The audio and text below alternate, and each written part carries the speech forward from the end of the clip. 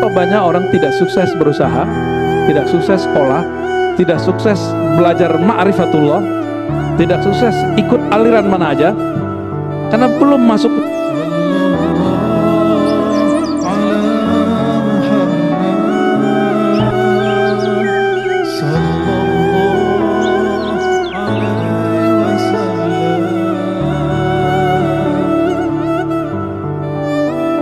Ingin hidupnya santai tapi sukses gitu, hidup santai masa depan, cerah, kerja rajin, sungguh-sungguh, tapi pikirannya santai. Mau begitu? Mau? Nggak mau? Nggak mau ya? Aduh gawat ini. Maunya apa? Rusak. Apa? Iya itu dia. Berarti gagal paham kali. Kitabnya gagal paham, Pak Antum gagal paham. Oke, coba dengerin ya. Bismillahirrahmanirrahim. Darut tadbir wal ikhtiyar. Jauhilah tadbir dan ikhtiar. Maksud beliau bukan melarang kita berikhtiar. Tadbir, apa arti tadbir? Tadbir itu berangan-angan terhadap sesuatu yang belum terjadi. Itu namanya tadbir.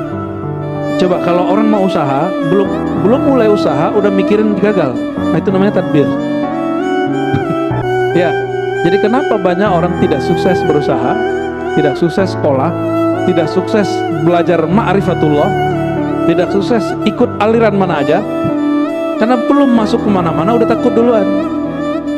Takut sesat lah, takut salah jalan lah, takut gila lah, takut gagal. Tapi gila nyalek gak ada yang takut.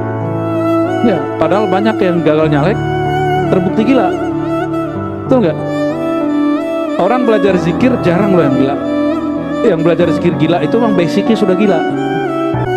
Emang orang gila terus belajar zikir ya tambah mabuk, udah keruh, ditambah air jernih, nggak ngefek. Ya,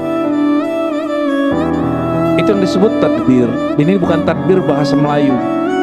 Ya, para raja mentadbir alam, bukan itu. Ini tadbir bahasa tasawuf dan bahasa akidah, hampir sama. Biasanya bahasa akidah dan tasawuf ini ada korelasi tapi beberapa beda. Ya, darut tadbir wal ikhtiyar. Jauhilah sikap memikirkan sesuatu yang belum terjadi. Wal ikhtiyar. Ikhtiar itu engkau memilih yang Allah tidak pilih. Ikhtiar itu maksudnya, bukan ikhtiar dalam bahasa Indonesia, bukan usaha. Apa arti ikhtiar di kitab ini? Memilih sesuatu yang Allah tidak pilih. Sering begitu nggak?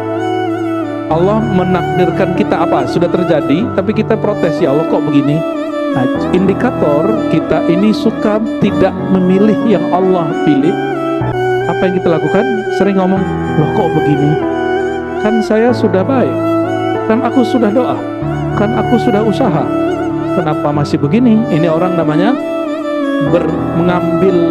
memilih keinginannya tapi tidak takluk kepada keinginan Allah SWT. Kalau orang begini bersih, jauh dari tadbir ikhtiar, kira-kira orang Islam, orang beriman, mereka akan rajin berdagang nggak? Mereka akan rajin research, ya? Kenapa? Dia nggak takut sesat. Karena research pembahasan itu orang bisa keliru. Orang nggak akan berhenti belajar ilmu kemarifatan. Takunu fi taibin minal aish. Kalau engkau tinggalkan dua sikap ini, pertama tadbir, memikirkan sesuatu yang belum terjadi. Yang kedua, menginginkan yang Allah tidak inginkan, memilih yang Allah tidak pilihkan. Jika dua sikap ini kita jauhi, takunu fi taibin minal aish, hidupmu akan sukses. Takunu, engkau akan menjadi fi taibin, dalam kebaikan, keberkahan, minal aish, hidup. Terjemahan bebasnya apa? Hidupmu akan sukses, ya. Oh, sekarang lagi banyak yang pengen jadi Imam Mahdi, karena Allah nggak milih dia. Ya, kita sering dapat surat, soalnya surat cinta dari Imam Mahdi. Canda-canda teman-teman tuh para mualim, kita buat reuni Imam Mahdi, ya katanya. Hah? Nggak tahu.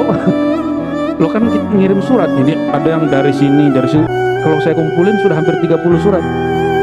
Hampir 30 surat yang ngaku dialah Imam Mahdi yang kamu tunggu, wahai Ar-Razi. Waduh, saya bingung juga tuh ya. Ini kalau dikumpulin kan mereka bingung tuh sesama Imam Mahdi, Pak. Kan seru ntar kalau ada begitu ya. Biar mereka nonton yang beginian ya. Emang dia doang yang ngalamin itu ya.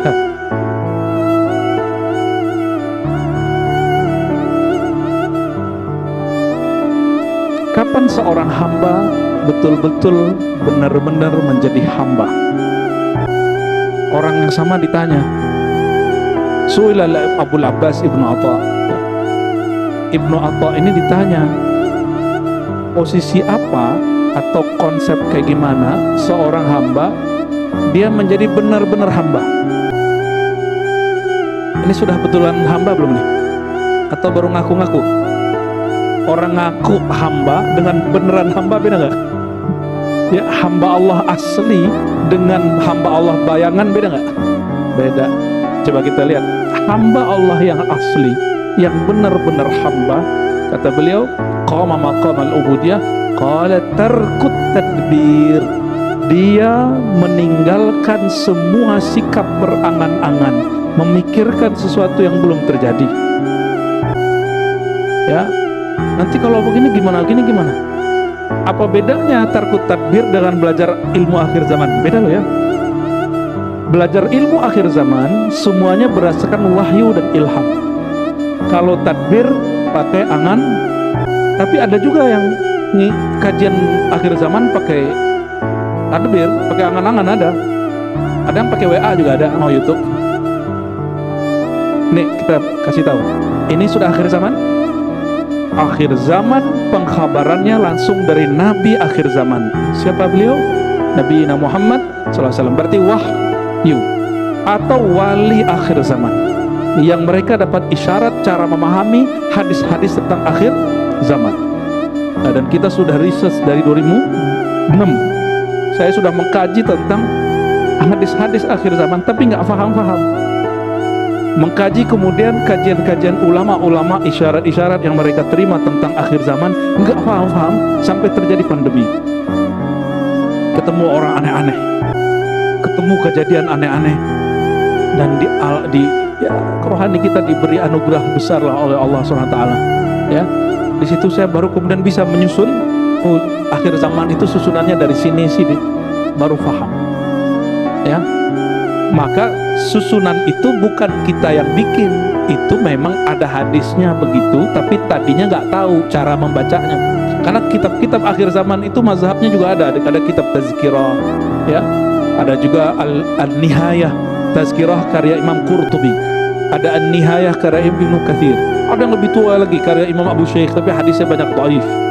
Ya, cuma ada hadisnya dhaif maknanya benar, mungkin terjadi, namun orang-orang salah memahaminya. Contoh, masih ingat kejadian awal pandemi? Ini pada lupa semua pandemi. Memang memori antum pendek-pendek semua ya. Waktu awal pandemi, orang panik beli beras di mana-mana. Ada yang kemudian menabung emas, katanya yang bisa dipertahan ke akhir zaman cuma emas. Ya salah, satu menggantungkan diri kepada beras, satu menggantungkan diri kepada emas.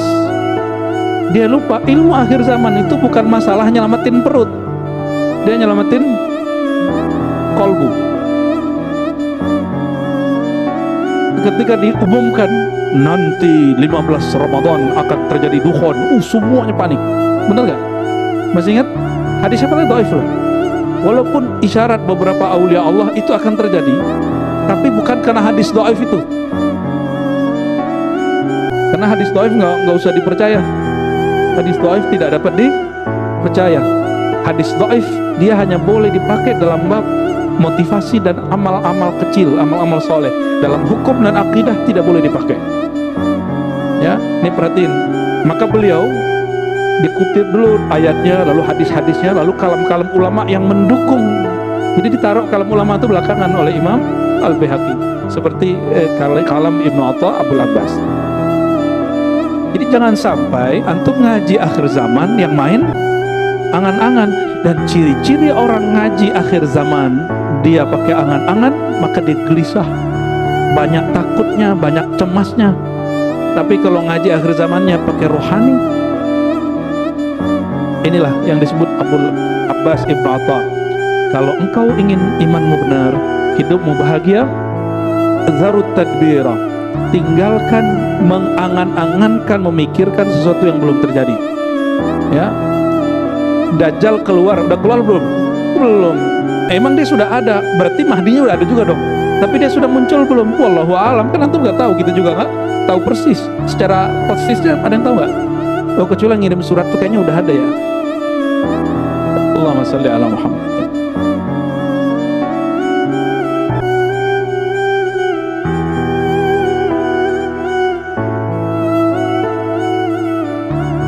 Yang boleh mentadbir, membicarakan masa depan itu yang tahu masa depan. Yang tahu masa depan siapa? Siapa yang tahu masa depan? Allah. Nabi tahu masa depan? Kalau Allah nggak beritahu, Nabi nggak tahu.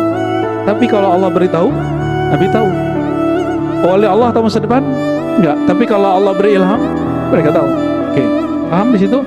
Pada dasarnya tidak ada yang tahu masa depan, waktu depan, kecuali sang waktu itu. Siapa sang waktu itu? Allah Subhanahu wa Ta'ala. Ya, ini yang pernah kami sampaikan. Ya, kita ini cemas sama anak-anak. Anak-anak cemas sama dirinya.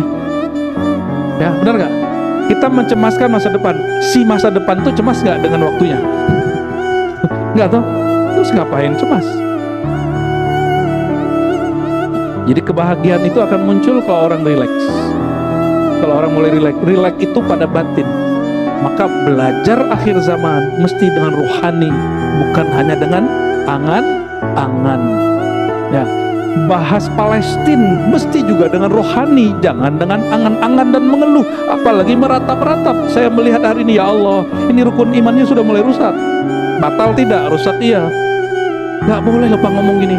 Ini orang-orang di Gaza seharusnya mereka tidur, sekarang mereka dibom. Seharusnya anak-anak mereka bermain, sekarang mereka tidak bisa bermain. Itu namanya meratap. Itu namanya meratap. Apalagi antum eksploitasi foto-foto mereka berdarah. Dalam ilmu filantropi keislaman modern itu tidak boleh. Berita-berita itu sudah cukup. Kalau kita mau donasi, buat bikin donasi, bikin aja. Saya mendukung kok. Ya, tapi jangan jual kependeritaan orang. Karena pasti antum dapat seperlapan apa? Berapa tuh? Seperlapan toh? Seperlapan tuh gede loh Pak. Orang yang ngumpulin itu, kalau dia ngikutin sistem, itu ada jatahnya. Tapi kalau dia nggak ngikutin sistem, dia main ambil-ambil sembarangan. Ya, ada ilmunya itu. Ya, kita juga lama di dunia filantropi, di lembaga zakat yang sahih saya juga ikut lah. Ya, kita mengerti lah ini kemana perginya. Kita pernah kirim kemana nggak nyampe, ada yang nyampe, ada yang nggak nyampe sini, geser ke sini, ngerti lah kita itu. Ya, di zaman orang-orang belum bicara Palestina, kita sudah bicara Palestina. Jadi kalau antum bicara Palestina, jangan menjual penderitaan mereka. Sebut saja, perjuangan kita suci, kita ingin merebut atau membantu saudara kita di tanah suci. Udah, gak usah kemudian aneh-aneh. Gak usah kemudian buat apa? Buat pentas seni, meratapi nasib anak-anak Gaza. Gak usah. Itu menolak takdir. Itu menolak takdir. Sampaikan kepada semua orang yang katanya ingin memperjuangkan Palestina, Gaza, Sudan, semuanya. Ya, Imam Nawawi Al-Bantani, Syekh Nawawi Al-Bantani dalam kitabnya menyebutkan itu. Ya, ketika ada orang meratapi, seharusnya mereka hari ini tertidur, tapi mereka tidak bisa tidur. Harusnya mereka hari ini bisa sekolah, mereka tidak bisa sekolah. Itu dikatakan dan ditegur dan dinukil oleh Syekh Nawawi Al-Bantani dalam kitab Aqidah. Pertanda engkau tidak beriman kepada takdir. Saya mau tanya, kejadian di Sudan hari ini, di Yaman hari ini, di Iran hari ini, di Gaza, semua wilayah, itu izin Allah atau bukan? Izin Allah. Karena itu izin Allah, berarti kehendak.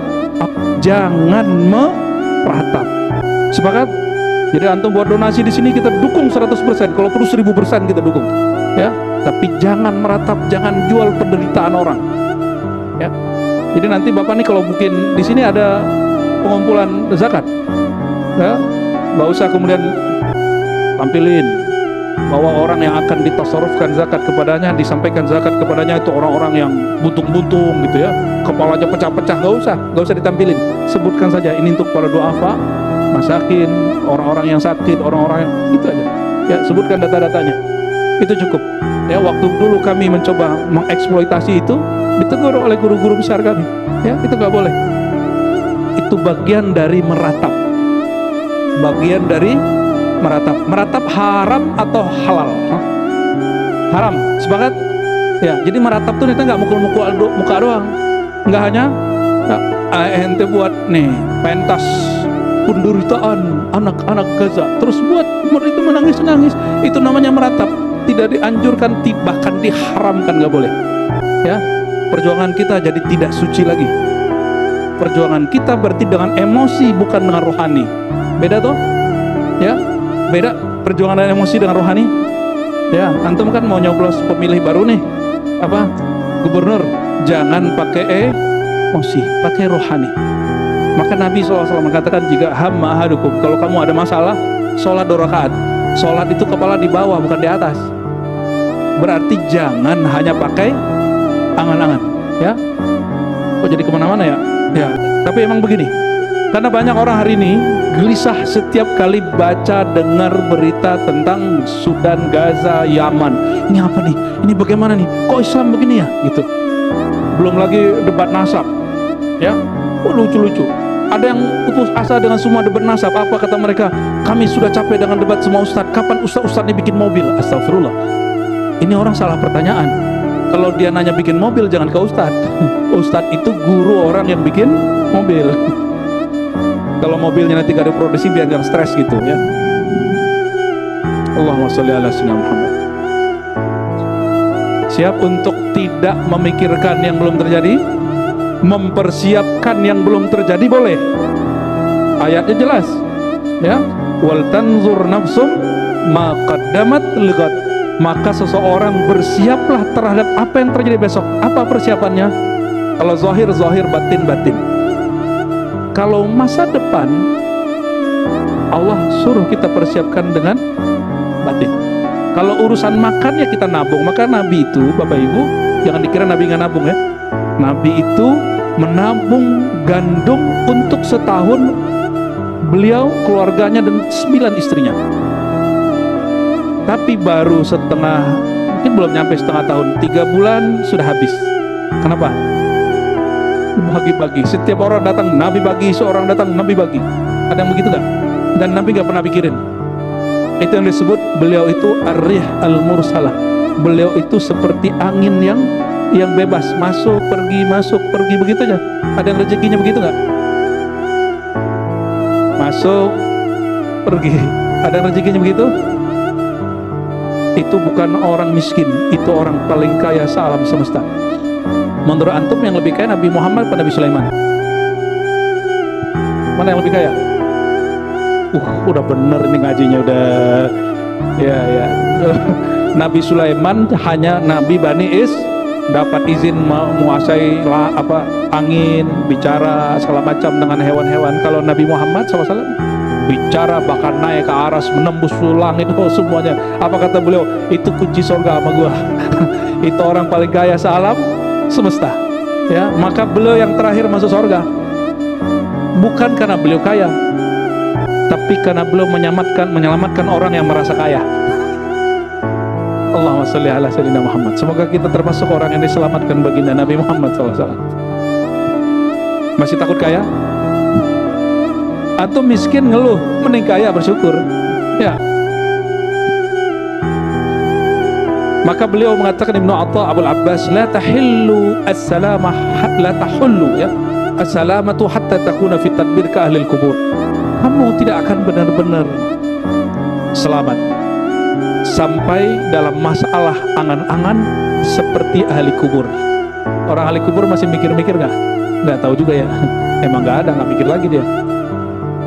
Al-farhu fi tadbirillahi lana wa syaqa'u fi tadbirina. Jadi tadbir itu wilayah Allah.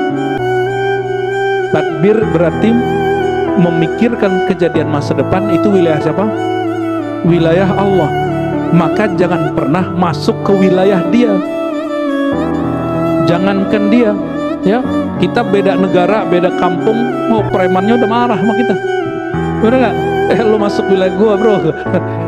Apalagi masuk wilayah Allah, masuk ke wilayah medan ketuhanan, itu namanya mencari syaqawah, menantang Allah SWT.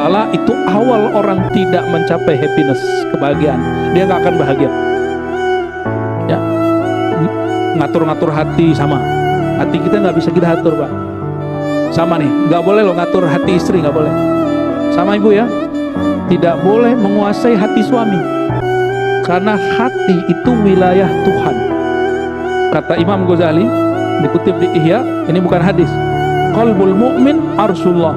Qalbu orang beriman itu singgasana Tuhan. Ada yang berani? Jangankan singgasana Allah SWT, istana presiden aja meriam begitu depannya, macam-macam orang langsung deh. Iya, pengawal-pengawalnya, apalagi tentara-tentara Allah Subhanahu wa Ta'ala. Jadi mulai paham cara memahami takdir? Takdir itu dijalani, lalu dicoba, bukan diangan-angankan. Dijalani, dicoba.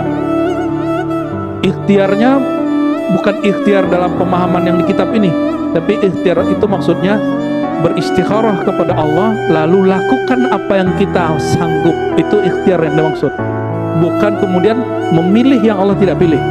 Itu lain. Ada yang tahu takdirnya nggak? Ada yang tahu takdir kekayaannya? Boleh jadi kita punya takdir 10, tapi kita ngambil cuma 3. Benar nggak?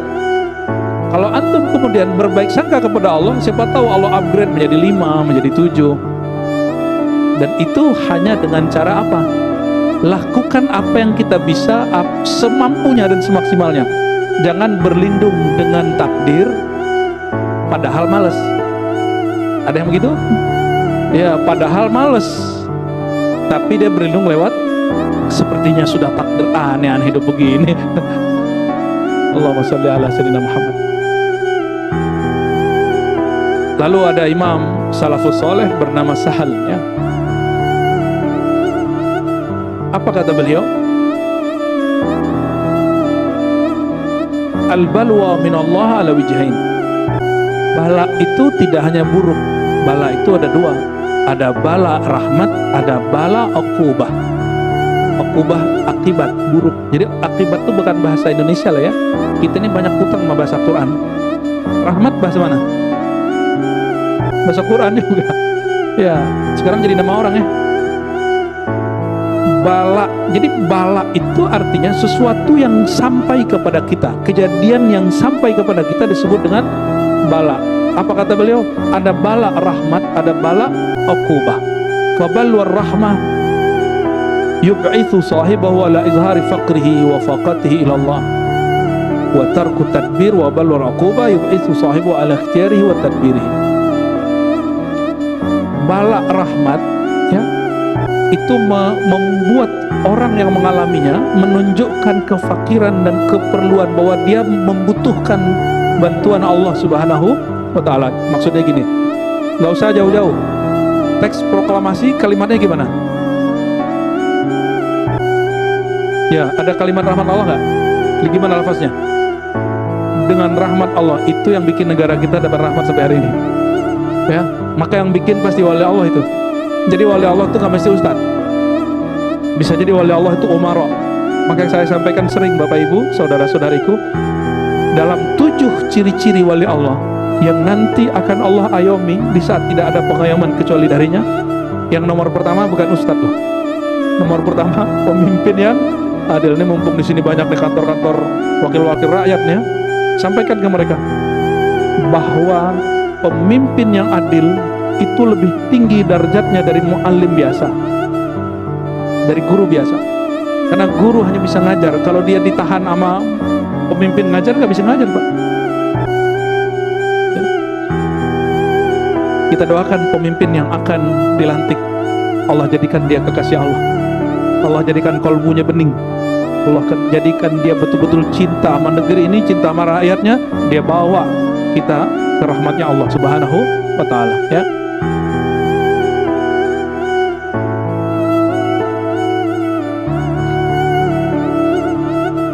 Ada Imam Syaqiq Al-Balkhi.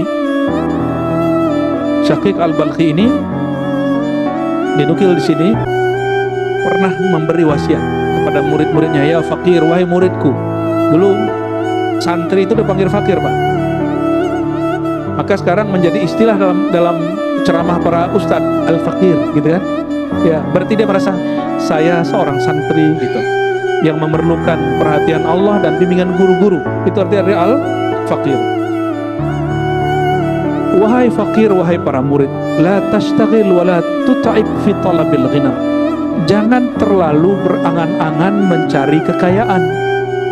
Kerja aja, tapi jangan pakai angan. Pakai perencanaan boleh, angan nggak boleh. Apa beda rencana sama angan-angan? Rencana itu planningnya ada, planning 1, planning 2, planning 3 gitu, dan orangnya terarah. Kalau angan-angan, acak. Ya, udah merasa sukses sebelum waktunya, itu angan-angan.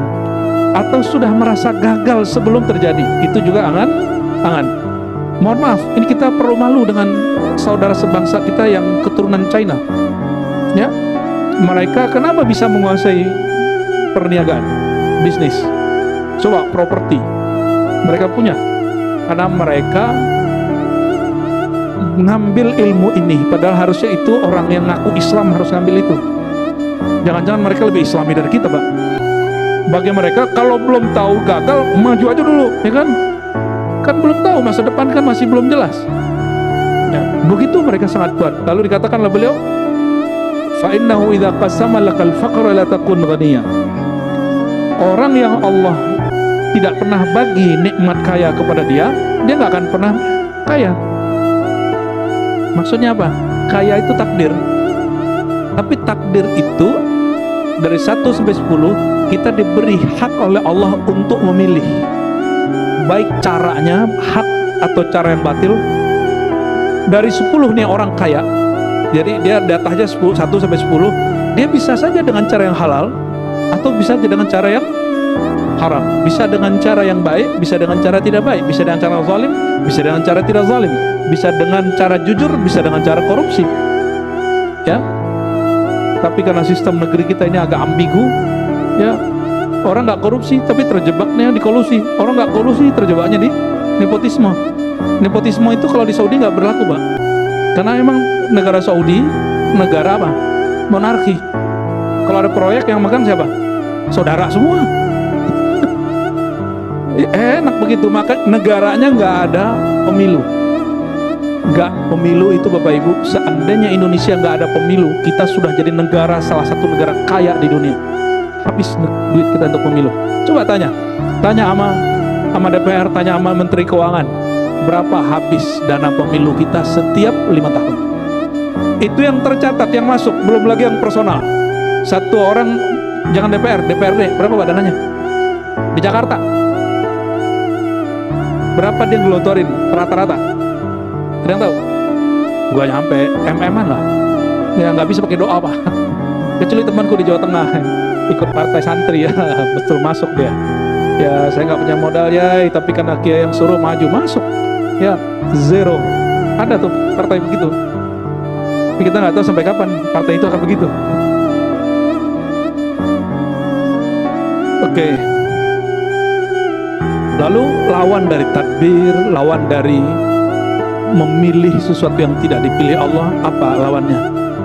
Yang kita sudah bahas sebelumnya itu ridha. Ya, Abul Abbas Ibnu Atha, ya, lagi-lagi Imam Salafus Saleh ini dinukil, kata beliau, ar-ridha tarkul khilaf 'ala Allah fima yujrihi al-'abd. Kapan seorang itu disebut ridha? Kalau dia tidak menentang keinginan Allah. Allah maunya kamu begini, terima aja gitu. Tapi jangan kemudian belum ngapa-ngapain berterima. Itu namanya pemalas. Beda ya. Kapan seseorang tahu usaha dia, kemampuan dia itu batasnya A? Kapan dia tahu? Dia duduk aja atau dia coba? Coba. Antum ngomong kayak takdirku begini, itu setelah mencoba atau sebelum mencoba? Apakah semua orang yang sukses hari ini itu langsung sukses atau pernah gagal? Apakah ulama-ulama yang hari ini jago baca kitab, jago ceramah, dia langsung bisa ceramah? Adakah orang terlahir langsung bisa ceramah? Adakah orang terakhir dia langsung kemudian punya rekening dan bisa ngambil sendiri? Nggak ada kan? Kalau dia punya warisan iya, tapi punya rekening langsung kan nggak? Karena masa depan itu ada dua. Jadi angan-angan itu cara menanggapi masa depan dengan negatif, berusaha dan mencoba itu cara menanggapinya dengan cara yang positif, ya. Itu dalam bab dunia, Pak, dalam bab kerohanian, ya. Jangan belajar sama ustaz tuh, nanti kamu gila. Nah, itu namanya salah satu takbir itu, ya. Akhirnya ilmu antum cetak segitu aja dari dulu, ya. Baik, azan dulu, tafadhol.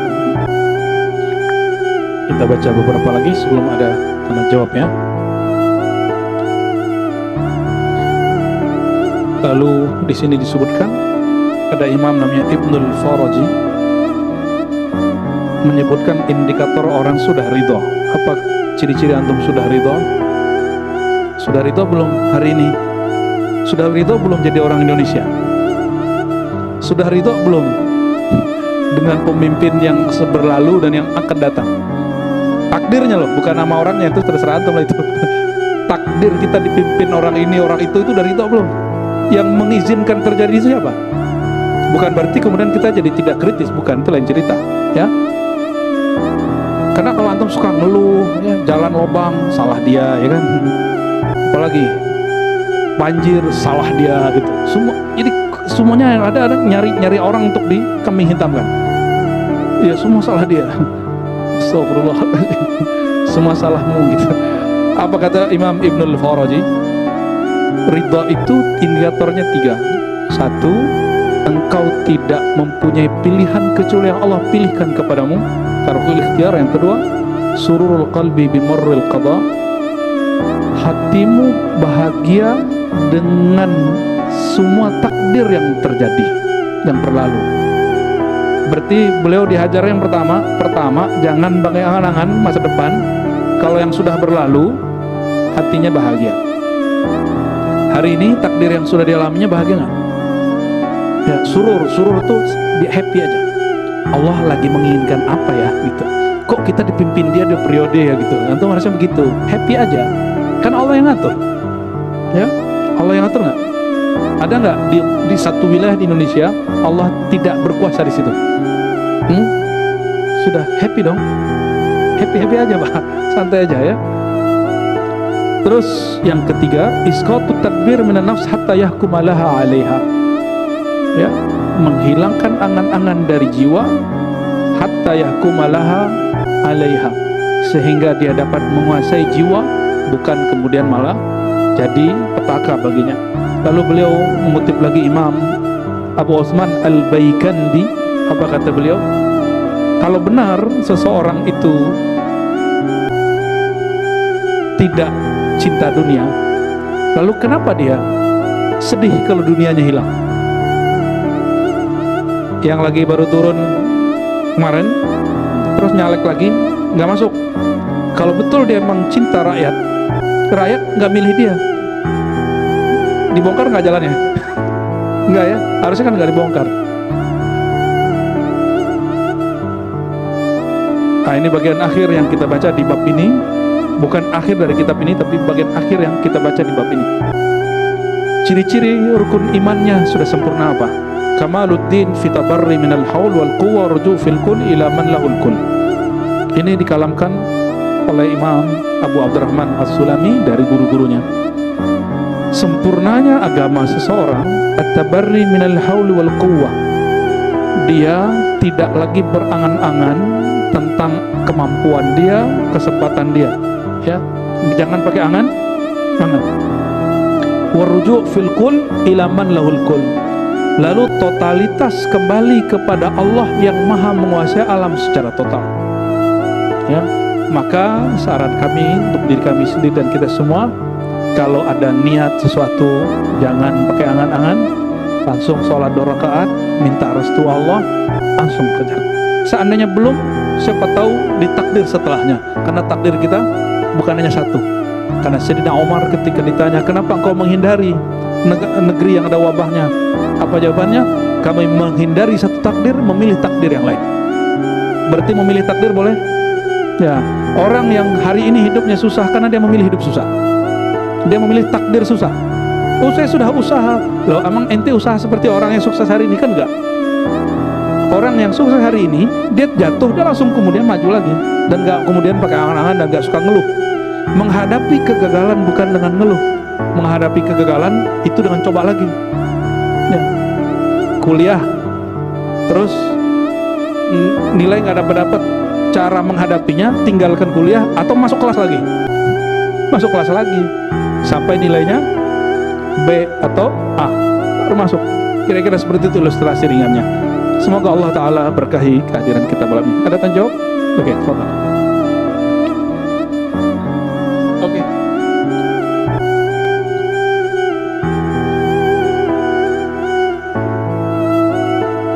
Terima kasih Buya atas kesempatannya. Kami persilakan kepada Ibu yang ingin bertanya atau Bapak. Sambil menunggu satu penanya, boleh.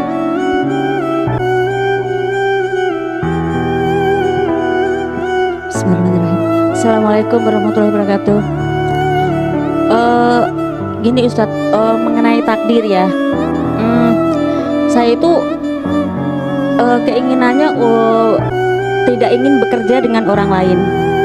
Nah, saya mencoba wira swasta itu dari umur 25 sampai sekarang itu gagal terus. Oke. Tapi saya sambil kerja, karena untuk menutup ekonomi saya supaya stabil sambil kerja, tapi saya membangun untuk masa tua saya supaya saya tidak bekerja dengan orang lain gitu. Nah, Gimana caranya? saya berpikir itu apakah saya itu takdirnya harus kerja dengan orang lain terus? Saya berpikir di situ. Oke. Setiap saya habis usaha, buka usaha, misalkan nih habis buka kuliner, besok aduh gagal nih, gagal. Terus akhirnya saya buka usaha kayak laundry gitu kan, di bidang bukan bidang yang sama gitu, tapi gagal lagi. Oke. Pertanyaannya, apakah saya takdir saya? Ini saya umur saya udah 51. Oke.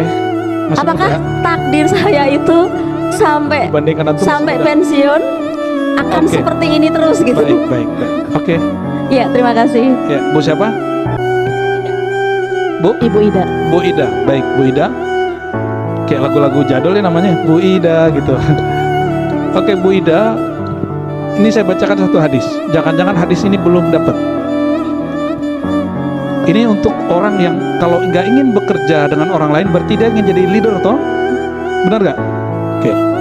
Idza aradallahu bi imamin khairan ja'ala lahu waziran salihah. Hadis Imam Nasai, hadisnya sahih. Ciri-ciri orang diberkati sukses untuk memimpin, Allah jadikan orang-orang sekitarnya orang-orang yang soleh. Soleh itu cocok sama dia. Mungkin ibu sudah usaha tapi ibu nggak punya tim yang solid. Betul nggak? Karena ibu nyambi. Ya, nggak bisa nyambi bu. Coba tanya semua orang yang sukses hari ini, walaupun dia cuma jualan pisang goreng tapi kemudian banyak cabangnya, atau punya rumah makan Padang yang tadinya kecil sekarang jadi besar. Emang rumah makan apa sederhana itu langsung gede? Dulu emang sederhana, sekarang sederhananya pakai pajak. Ya Allah berkahi karena dia totally dia nggak nyambi. Ada lagi yang baru tuh, nasi kapau tuh, Pangeran Mudo tuh. Ya, dulu katanya usahanya nggak begitu, usahanya buat sepatu apa gitu, apa jadi coba. Tapi baru 3 atau 5 tahun ini sukses, punya cabang di Pondok Indah segala macam. Saya waktu makan di sini traktir sama beliau, lah yang punya naktir, alhamdulillah nggak jadi bayar. Ya semoga Allah berkahi beliau yang totally dengan sungguh-sungguh, itu yang disebut sungguh-sungguh. Manjada wajada itu di situ ya. Apa takdir ibu emang bekerja ke orang lain? Takdir itu kita milih. Ibu milihnya yang mana? Ya kalau mau pensiun dini, cuma 51 itu udah telat kali ya. Ya udah telat itu. Oke, terus coba perhatiin hadis tadi.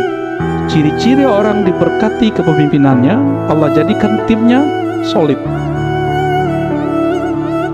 Nah, ini mulai dari kecil-kecil usaha sama rumah tangga sukses, timnya solid, suami istri solid. Ya, apalagi yang paling penting karena sebentar lagi akan ada pelantikan, kita doakan presiden dan semua menteri-menterinya, presiden dan semua wakil-wakil rakyat, semua gubernur-gubernur, wali kota, bupati, mereka orang yang solid. Amin. Insya Allah Indonesia 5 tahun maju, Pak. Insya Allah. Kok jadi kesana ya? Ya. Sudah, apa lagi? Satu lagi Bu ya, sebelum ke jamaah ikhwan. Ini mungkin minta penjelasan secara bahasa atau lainnya. Pertanyaannya adalah apa beda takdir dengan ketentuan? Ya dia juga tuh. Takdir itu bukan bahasa kita, itu bahasa Arab. Dari kata qaddara yuqaddiru takdiran, fa'ala yufailu taf'ilan, artinya Allah yang memberikan kadar. Jadi kata kadar udah jadi bahasa Indonesia, kadar itu jadi bahasa kitanya kadar itu artinya apa? Ukuran atau ketentuan.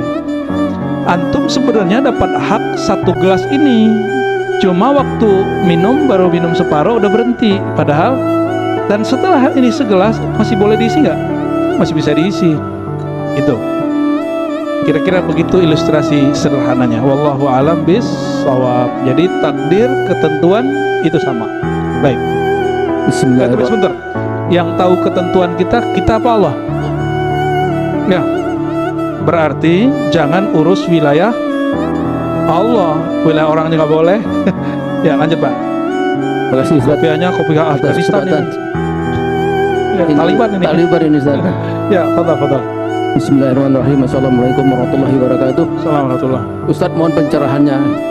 Karena saya pernah dengar juga suatu ayat yang mengatakan Allah itu tidak akan merubah nasib seseorang, kaum atau negara sebelum mereka merubahnya, Ustaz. Oke. Tadi dengan takdir kata Ustaz itu bisa dengan cara halal dan haram gitu ya, Ustaz. Betul. Kita lihat ini saudara-saudara kita yang tadi Ustaz bilang yang angkat sipit gitu. Mereka itu kan caranya licik gitu, Ustaz. Mohon pencerahannya. Assalamualaikum warahmatullahi wabarakatuh. Ada yang licik, ada yang tidak licik. Kalau masalah licik gak licik itu bukan masalah karena mata dia sipit, tapi karena dia memilih kelicikan. Mau dia nggak sipit, mau dia sipit, kita kenal kok beberapa pengusaha yang licik tapi matanya nggak sipit. Ya, jadi kita nggak boleh rasis. Melibatkan bara yang lain-lain gitu, Ustaz. Mungkin sistemnya yang membuat mereka begitu. Ya, jangan dikira di masa Rasulullah nggak ada korupsi loh. Jangan dikira di masa sahabat mulia nggak ada korupsi. Imam At-Tabari nulis kitab Tarikh Tabari, sahabat-sahabat Rasul itu ada beberapa yang diadili karena tersangka, ya, terdakwa, terbukti. Ada yang kemudian Sayyidina Umar menyangkakan satu ke Abu Hurairah, lalu kemudian dia mencabut kembali. Abu Hurairah itu bapak seorang gubernur di Bahrain, lalu kemudian dia punya usaha sendiri, usaha ternak. Jangan bayangin soal ternaknya cuma 40, enggak, ini ribuan. Jadi ternaknya 10.000 gitu. Punya kambing 10.000 tuh orang kaya apa miskin. Punya onta 12.000 gitu. Abu Hurairah itu berhasil bangun PT-nya sendiri. Kalau sekarang itu ya, ada laporan biasa, tukang laporan kan selalu ada. Itu Sayyidina Abu Hurairah dicabut dari kepemimpinannya, dimakzulkan, dan semua hartanya disita. Oleh siapa? Oleh Umar. Tapi setelah beberapa bulan penyelidikan nggak terbukti dia korupsi. Apa kata Umar? Abu Hurairah, mohon maaf kalau engkau berkenan engkau jadi gubernur lagi. Kata Sayyidina Abu Hurairah, ogah, nanti aneh kaya lagi, ente ambil lagi duit aneh katanya, ente tuduh lagi aneh jadi koruptor. Ya, semoga orang-orang yang tersangka hari ini tidak terbukti tersangka. Ya, semoga mereka emang orang baik tapi terjebak sistem, tapi Allah selamatkan kembali. Amin ya rabbal alamin ya. Sudah cukup ya? Terima kasih Ustaz. Ya, barangkali itu Bapak Ibu, semoga kita yang berhadir diridhai Allah dan menjadi orang yang ridha kepada takdir Allah dan siap-siap menjadi orang bahagia. Amin ya rabbal alamin. Allahumma rahmanir-rahim ya karim. Allahumma inna nas'aluka ridhaka waj'alna minar radiyah wal mardiyah. Ya Allah, kami memohon kepada Engkau dua sifat ya Allah, sifat meridai Engkau dan diridai oleh Engkau. Allahumma ja'al anfusana mutmainnatan. Ya Allah, jadikan jiwa kami jiwa yang tenang, jadikan kolbu kami kolbu yang sakinah, jadikan sir kami penuh rahasia kemakrifatan, jadikan ruh kami penuh dengan cinta kepada Engkau, dan wafatkan kami ya Allah dalam syariat Nabi Muhammad SAW. Hidupkan kami dalam mencintai Nabi Muhammad SAW, dan jadikan kami para hamba-hamba Allah ini bersaudara, dan kikislah kebencian dari kolbu kami. Dan ya Allah, sebentar lagi kami akan mendapatkan pemimpin yang baru. Ya Allah, takdirkanlah pimpinannya diridai oleh Engkau ya Allah. Jadikan orang-orang sekelilingnya orang-orang yang Engkau ridai ya Allah, dan jadikan negeri kami negeri yang Engkau ridai, negeri yang baldatun thayyibah, negeri yang penuh keberkahan dan Engkau mengampuninya.